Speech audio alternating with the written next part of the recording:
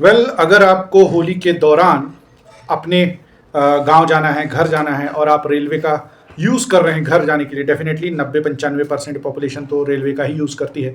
लेकिन इस बार रेलवे कुछ सख्त है नियमों से, और बहुत सारे ऑपरेशंस जो हैं रेलवे के वो एक डेफिनेट गाइडलाइंस पे चलेंगे, उसके बेसिस पे ही आप सफ़र कर पाएंगे आगे।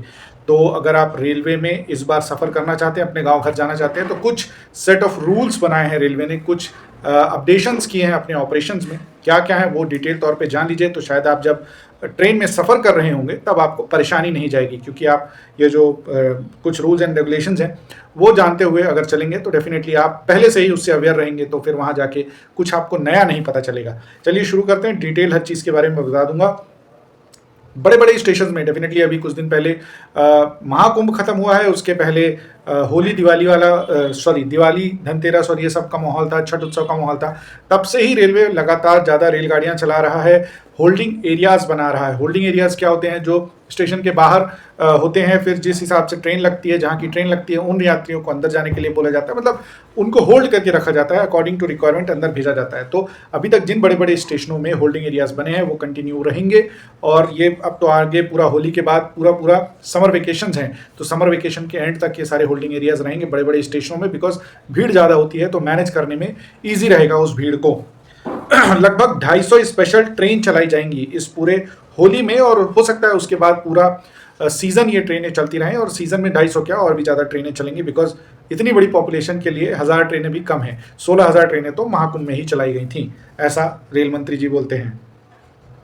ऑन डिमांड ट्रेन चलेंगी, मीन्स ऑन डिमांड ट्रेन एक नया कंसेप्ट तो नहीं बोलूँगा, लेकिन महाकुंभ में अभी ये देखा गया था कि जिस एरिया की भीड़ ज़्यादा होती थी, ट्रेन आती थी उस एरिया में जाने के लिए, और उस एरिया की भीड़ अंदर जाती थी ट्रेन के, और ट्रेन आगे चल जाती थी। ऑन डिमांड ट्रेन, तो ऑन डिमांड ट्रेन बड़े बड़े शहरों से चलाने का भी चलाया जा रहा है। तो डेफिनेटली ये कोई इससे दिक्कत नहीं है, लेकिन अगर ये रूल आप जानते रहेंगे और आप स्टेशन पहुंच गए, होल्डिंग एरिया में हैं, आप जिस ट्रेन से जाना चाहते हैं उसमें आपको कंफर्मेशन टिकट नहीं मिली, तो आप एटलीस्ट ऑन डिमांड ट्रेन अगर आपके एरिया में जाने वाली है तो आप उससे जा सकते हैं।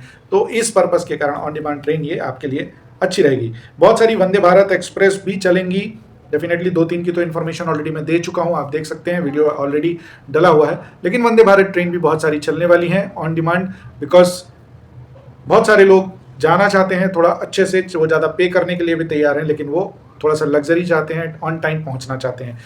इन दोनों के कारण ही वंदे भारत एक्सप्रेस चलती है, तो ये भी चलेगी।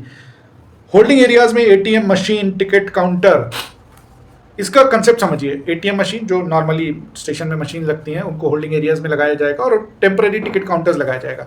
अब समझिए कि अगर ये सारी चीज़ें अंदर तो ऑलरेडी हैं, लेकिन बाहर लगाने से एक सुविधा ये हो जाएगी कि पर्टिकुलर आप जिस स्टेशन के लिए जाना चाहते हैं वो आपको टिकट तो मिल जाएगी, लेकिन होल्डिंग एरिया में जब अनाउंसमेंट होगा तब आप डेफिनेटली ले सकते हैं टिकट। आपको पर्टिकुलर एरिया में जाने वाली जो ऑन डिमांड ट्रेन रहेगी, उस एरिया में जाने वाली ट्रेन जा रही है, तो आप टेम्पररी टिकट काउंटर से या एटीएम मशीन से टिकट लेके आप अंदर जा सकते हैं। तो होल्डिंग एरिया में एटीएम मशीन और टेम्पररी टिकट काउंटर्स भी लगेंगे।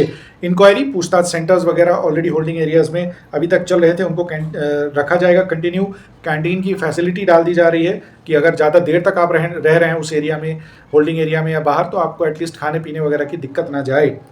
मोबाइल टॉयलेट डेफिनेटली किसी ट्रैक्टर की ट्रॉली में, ट्रक में, या फिर टेम्पररी तौर पे रखे होते हैं, तो डेफिनेटली अब बाथरूम वगैरह जाना इज़ नेचर्स कॉल, तो उसके लिए ये सारी चीज़ें होती हैं।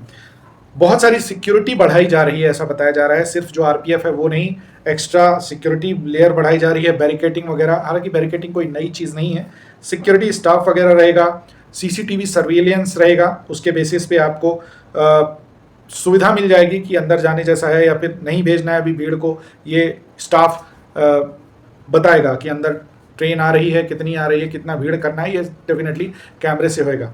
टिकट सेल मॉनिटरिंग, ये एक बहुत अच्छी चीज़ हो रही है इस बार कि एक लिमिट से ज़्यादा टिकट नहीं बेचनी है। ये काफ़ी सारे बड़े स्टेशनों में, 60 स्टेशनों में चल रहा है कि एक लिमिट तक ही एक्स्ट्रा टिकट्स निकालनी है, उसके बाद नहीं निकालनी है, जिसके कारण ट्रेन में भीड़ नहीं होगी। ये एक बहुत बड़ी चीज़ है, और ये मतलब परमानेंट तौर पे भी हो जाएगी, तो ये बहुत अच्छा है। सो ये थी कुछ चीज़ें जो इस बार रेलवे पूरे होली में, होली के बाद as well as summer vacation वगैरह में भी ये सारी चीज़ें अप्लाई करेगा अपने ऑपरेशंस पे।